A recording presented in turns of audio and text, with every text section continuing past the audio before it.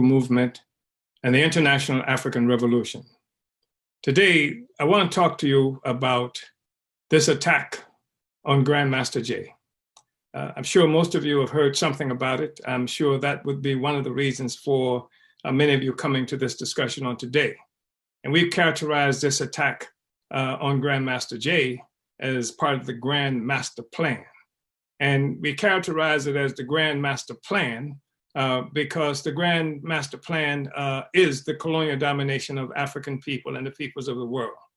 And it's extremely important for us to engage in this discussion, in every discussion, with some kind of understanding that we're up against a particular kind of social system that was created through enslaving African people and colonizing Africans and most of the people around the world, and that most of the people on Earth today are suffering the consequence of having some kind of relationship with a system that was born through first the enslavement of African people, the colonial enslavement of African people, and all of the economic and political structures that have come from that since that time.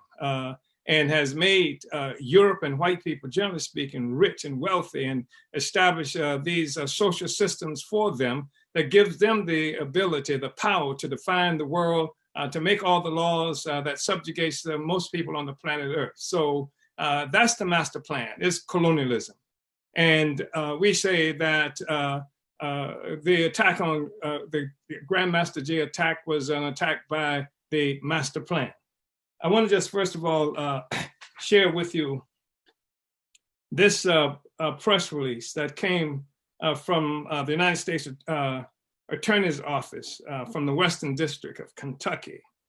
We're talking about Kentucky, the Louisville, Kentucky, where Breonna Taylor was murdered, and where the feds put out no kind of press releases talking about how they were going to deal with her murderers.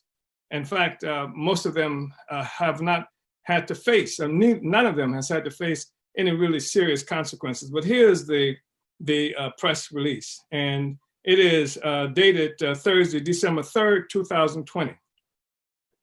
For immediate release, in fact, leader, Grandmaster Jay, charged with assaulting law enforcement officers.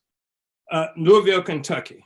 John F. Johnson, AKA Grandmaster Jay, has been charged via criminal complaint with assaulting federal task force officers, announced United States Attorney Russell Coleman.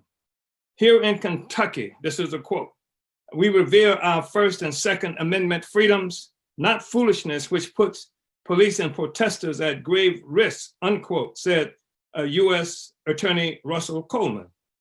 Quote, "The FBI respects the rights of individuals to peacefully exercise their First Amendment rights," said FBI Louisville Division Special Agent in charge, Robert Brown.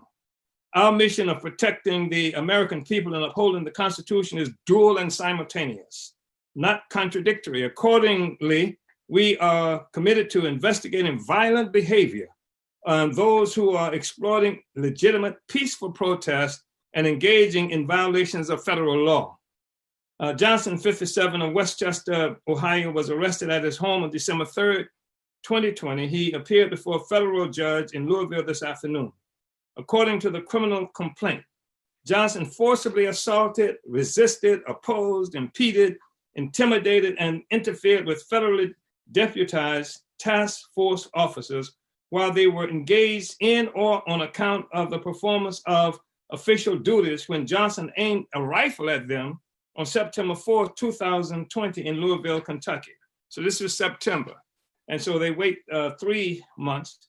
Johnson brandished an AR platform rifle at federally deputized task force officers for the Federal Bureau of Investigation, the U.S. Secret Service, and Louisville Metro Police Department officers. The task force officers were on the roof of the Jefferson County Grand Jury Building, keeping watch on Jefferson Square Park, where there were armed